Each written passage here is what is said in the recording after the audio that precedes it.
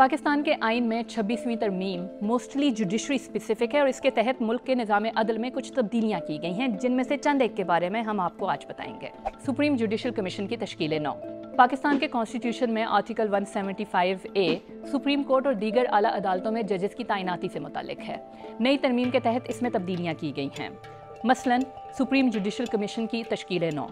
ये commission constitutional benches की तश्कील और चीफ जस्टिस ऑफ पाकिस्तान के अलावा दीगर तमाम जजेस की तैनाती से मुतालिक फैसला करेगा।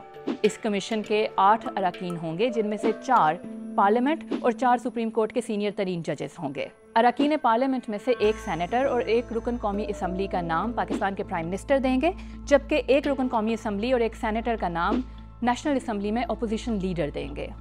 चीफ जस्टिस ऑफ पाकिस्तान की तैनाती। पाकिस्तान की हालिया तारीख में chief justice of Pakistan automatically supreme court के सीनियर तरीन जज तैनात हो जाते थे, लेकिन इस तरमीम के तहत ऐसा नहीं हो सकेगा। चीफ जस्टिस ऑफ पाकिस्तान की तैनाती एक स्पेशल पार्लिमानी कमेटी करेगी, जिसके मेंबर्स की तादाद 12 होगी।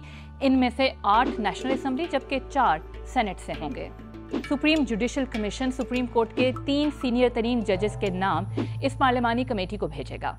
ये पार्लिमानी कमेटी उनमें से एक को चीफ जस्टिस तैनात करने की सिफारिश करेगी, जिसके बाद प्राइम मिनिस्टर सदर को एक नोटिफिकेशन जारी करने की सिफारिश करेंगे।